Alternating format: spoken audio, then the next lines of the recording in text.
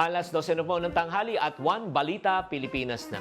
Alam nyo ba ng pagkakaroon po ng sapat ng tulog ay direktang nakakaapekto sa ating abilidad para tayo ay magdesisyon at mag-perform. Kung gusto mong gumawa ng matalinong desisyon, unahin mo na ang pagtulog. Paano ba yan?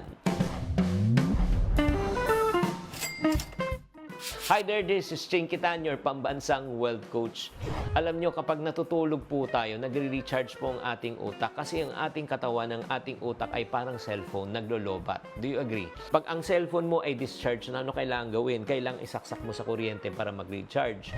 Ganun din po ang ating katawan, di ba? Pag tayo po, yung katawang lupa natin ay napapagod, kailangan natin matulog. O kapag natulog po tayo, syempre naman, gumaganda po ang ating pag-iisip. Hindi nyo ba napapansin pag ikaw yung puyat ay napakahirap mag-isip, pero pag ikaw naman ay well-rested, pag-gising mo talaga, fresh na fresh ka.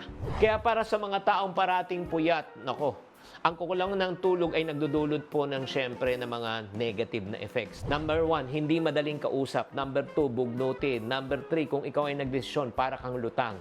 Diba? Napakabagal na reflexes mo. At the same time, ito po ay nagkukos ng mga maling desisyon at diskarte sa buhay. Nakaka-relate ba kayo? Kaya nga, ito napakalaga. Ayon, again, to survey and study, ang pinakamagandang sleeping time po ay bago mag-alas 10 ng gabi. So, bago mag-alas 10 ng gabi po hanggang alas 2 ng umaga, yun po yung panahon na napakahalaga po tayo po ay nagre-rebuild ng ating tinatawag na energy cells and mind cells. Dito nagre-regenerate ang ating katawan. Kaya nga, para sa mga taong gusto nyo maging maganda ang inyong output araw-araw, number 1, tip ko po sa inyo, establish a routine. Matulog at gumising na parehong oras araw-araw.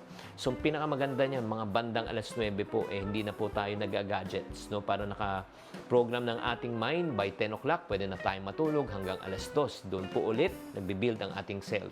Number 2, create a relaxing environment.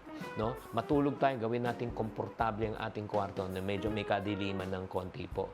And syempre, pangatlo, iwasan po natin na kumain ng marami o lalo na magkape. Okay? Pampagising po yan bago matulog. Kaya nga mga kapatid, mahalaga ang sapat na tulog po para mapanatili po ang ating tamang decision-making process kapag puyat po tayo. Kaya mga kapatid, napakahalaga po ng magandang tulog po para tayo po ay tumalas at the same time maging epektibo sa ating ginagawa at tamang decision-making process. Sana nakatulong tong episode na ito. Tatandaan, tamang karunungan, tamang disiplina po ang susi sa pagyaman.